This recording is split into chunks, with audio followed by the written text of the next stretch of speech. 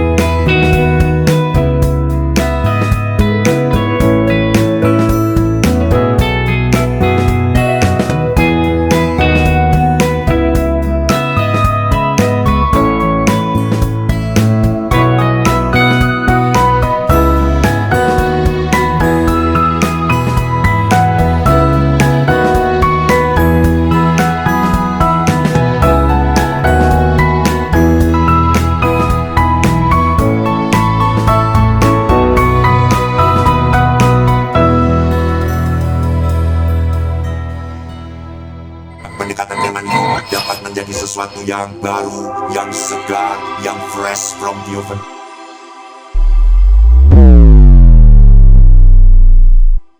Profesional muda, berbicara tentang personal branding merupakan bentuk strategi komunikasi dalam membentuk, mengelola, dan mempromosikan persepsi positif serta reputasi diri, menonjolkan nilai, keahlian, kepribadian, dan keunikan dalam diri agar dikenal di mata publik maupun target audience secara disadari dan disengaja.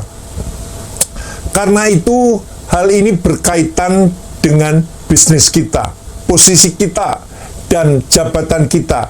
Dan bukan hanya produk yang kita branding saja, tetapi kita pun harus mampu membranding pribadi dirimu sendiri. Masyarakat melihat public figure dari penampilannya sebagai cerminan citra personal, profesionalitas, dan status sosial yang mereka wakili di ruang publik karena selalu menjadi pusat perhatian. Cara berpakaiannya, outfitnya, dan pembawaan fisik seorang tokoh seringkali dianggap sebagai bentuk komunikasi nonverbal untuk menyampaikan pesan atau nilai tertentu kepada audiensnya. Firman Tuhan juga mendukung seseorang untuk melakukan personal branding karena penting juga seseorang diketahui kebaikan hatinya. Firman Tuhan mengatakan dari surat Filipi 4 ayat 5, ayat itu berkata, "Hendaklah kebaikan hatimu diketahui semua orang, Tuhan sudah dekat." Bagaimana kebaikan hati dapat diketahui dan dipahami oleh semua orang? Berarti kita melakukan personal branding, di mana menonjolkan nilai, keahlian, kepribadianmu, dan keunikan dirimu agar dikenal serta dipercaya oleh orang lain. Bukan pencitraan diri, sebab personal branding yang salah dengan memakai topeng dan bukan kesaksian hidup yang benar. Dalam kitab Matius 23 ayat 27-28, "Hai kamu orang-orang munafik, sebab kamu sama seperti kuburan yang dilabur putih, yang sebelah luarnya memang bersih tampaknya, tetapi sebelah dalamnya penuh tulang belulang dan pelbagai jenis kotoran. Demikian jugalah kamu, di sebelah luar kamu tampaknya benar di mata orang, tetapi di sebelah dalam kamu penuh kemunafikan dan kedurjanaan." Profesional muda, profesionalisme yang berfokus pada pengabdian, pelayanan masyarakat, dan penegakan kebenaran seperti hakim, pendeta, guru, dan dokter, di mana di mata orang luar profesi itu dihormati, dikagumi, dan itu hanya sebelah luarnya memang bersih tampaknya. Digambarkan seperti kuburan yang dilabur putih dan bersih. Tetapi jika hal itu hanya sebuah pencitraan saja, maka firman Tuhan mengatakan sebelah dalamnya penuh tulang belulang dan pelbagai jenis kotoran. Pencitraan itu munafik. Jadi profesional muda, jabatan atau profesi sebagai dokter, sebagai pendeta, sebagai hakim, sebagai guru, itu sesuatu jabatan yang dihormati orang, yang dikagumi orang. Tetapi jika orang itu tidak menyadari bahwa mereka dikagumi karena jabatan profesinya, dan mereka hidup sembarangan di balik semuanya itu, maka dikatakan itu hanya seperti pencitraan munafik. Personal branding itu bukan soal pencitraan, melainkan bagaimana cara dunia melihat nilai dan karakter yang autentik dari dirimu. Tanpa disadari, ketika seseorang membangun brand, pasti ada kompetisi pesaing-pesaing yang selalu ingin menjatuhkan orang lain.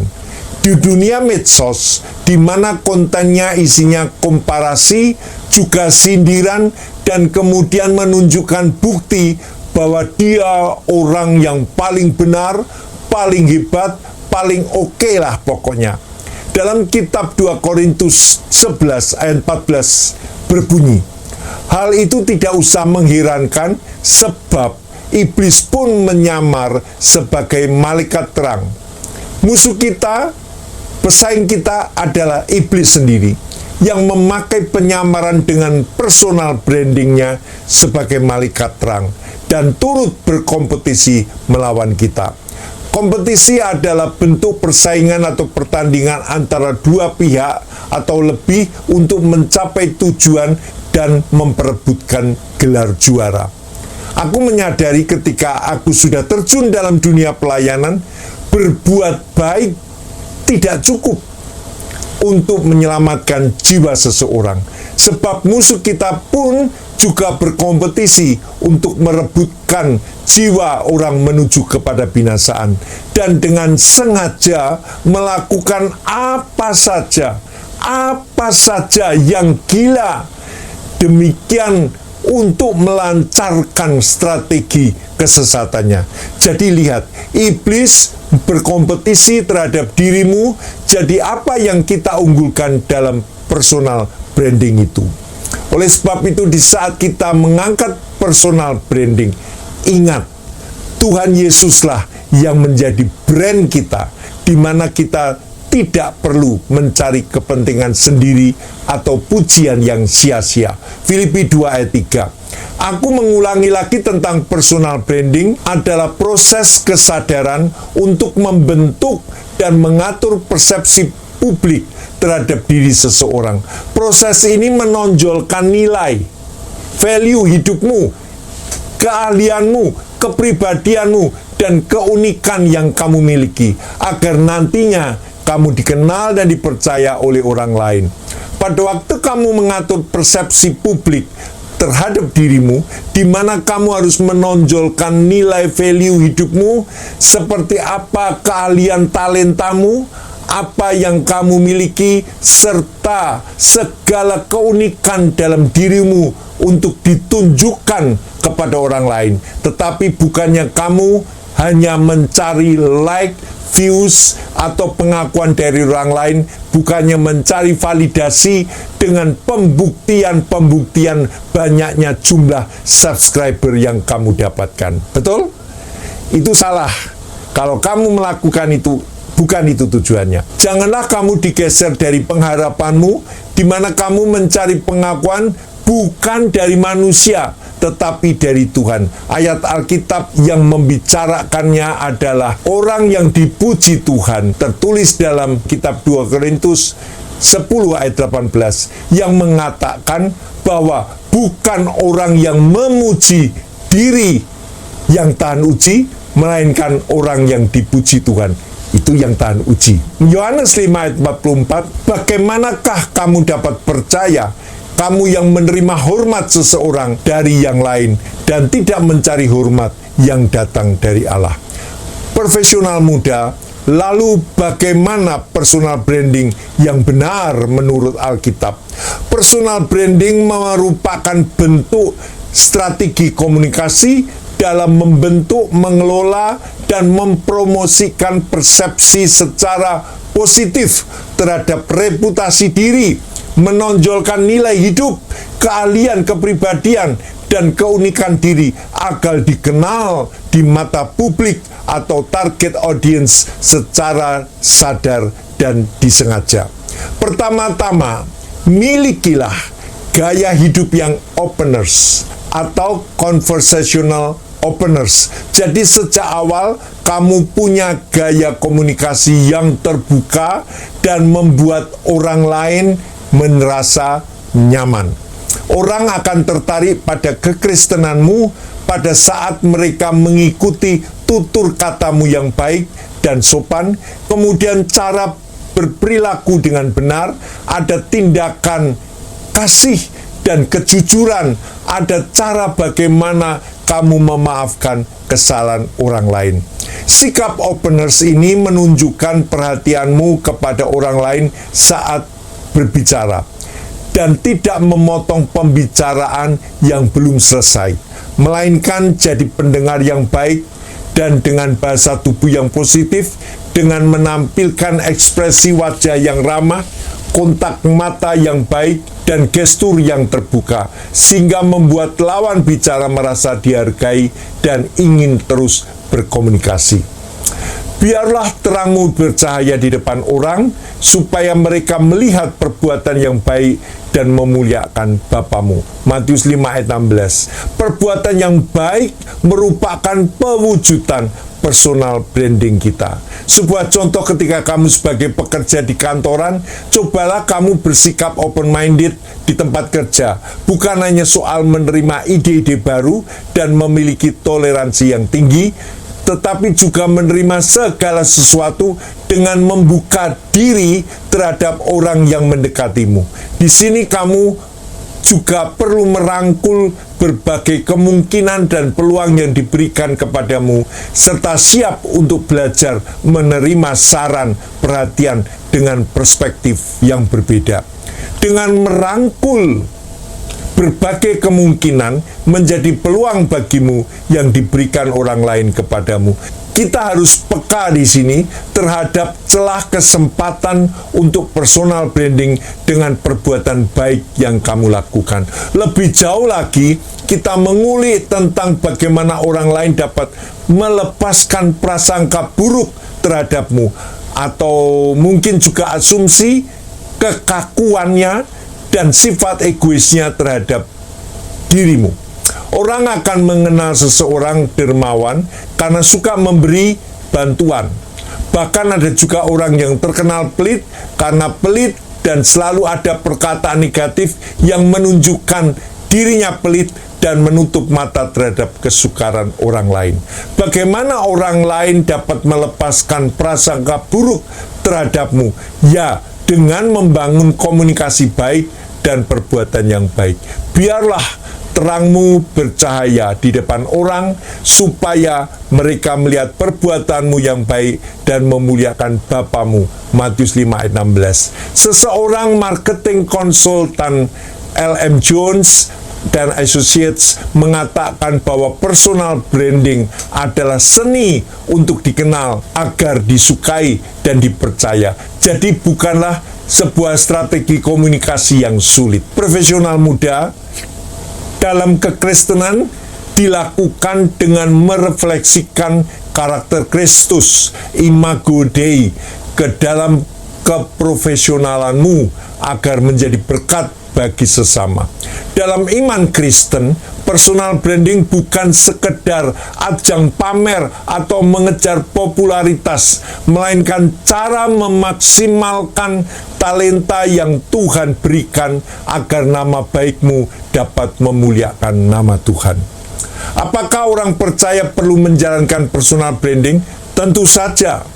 Ya, dan harus, sebab ketika seseorang dikenal sebagai orang yang baik dan dapat dipercaya, maka orang lain akan mudah memberikan kepercayaan dalam berbagai hal, dengan mudah terkoneksi dengan orang lain. Jadi bagaimana kita membangun personal branding? Alkitab menuliskan tentang Daniel, seorang pemuda Yehuda yang dibuang ke negeri Babel. Dengan personal branding yang dibangunnya, Daniel diangkat menjadi wakil raja di suatu negeri asing. Bahkan Daniel memiliki jabatan itu dalam pemerintahan 3 orang raja yang berbeda-beda. Daniel bisa memiliki personal branding yang sangat kuat karena beberapa alasan berikut. Yang pertama, dalil menjaga kekudusan di Babel, di mana Daniel dan teman-temannya diberikan makanan dan minuman dari santapan raja, namun Daniel menolaknya karena itu dapat membuat mereka cemar.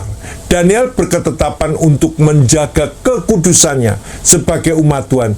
Itu adalah menyenangkan hati Tuhan. Keintiman dengan Tuhan dituliskan bahwa Daniel berlutut berdoa dan memuji Allah 3 kali sehari menghadap ke arah Yerusalem. Ini adalah gambaran kehidupan yang intim dengan Tuhan.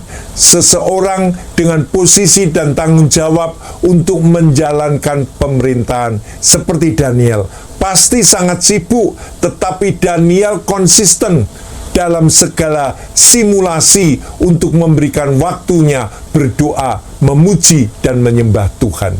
Daniel dapat melakukan hal-hal yang besar karena dipenuhi Roh Tuhan.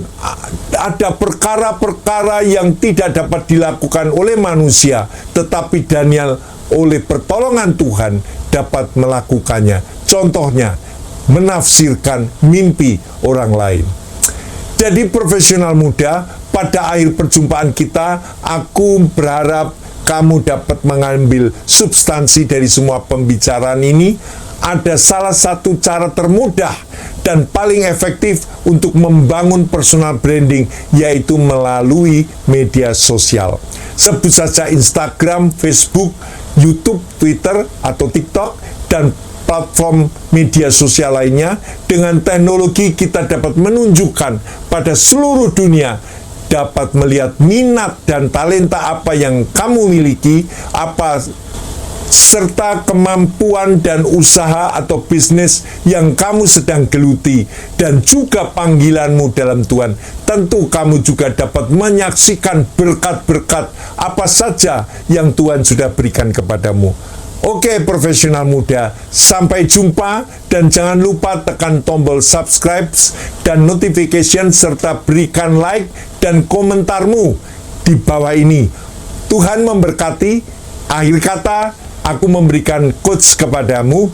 Personal branding bukan tentang berpura-pura jadi expert, bukan tentang terlihat paling sukses, tetapi tentang menjadi diri sendiri secara konsisten. Tuhan Yesus memberkati. See you again, and God bless you all. Bye.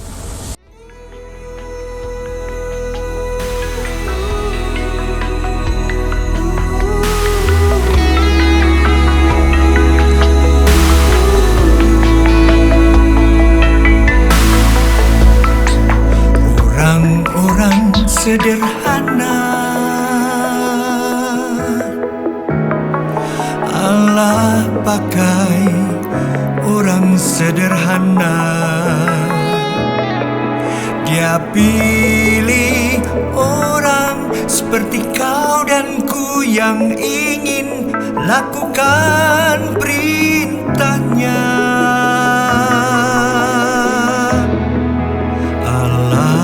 Pakai orang yang berikan semuanya, apakah kecil atau besar bagimu. Yang sedikit jadi banyak waktu dalam tangan Tuhanmu.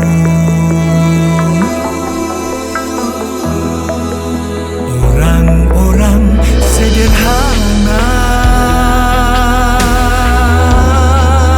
Allah pakai orang sederhana. Dia pilih orang seperti kau dan ku yang ingin lakukan firman-Nya.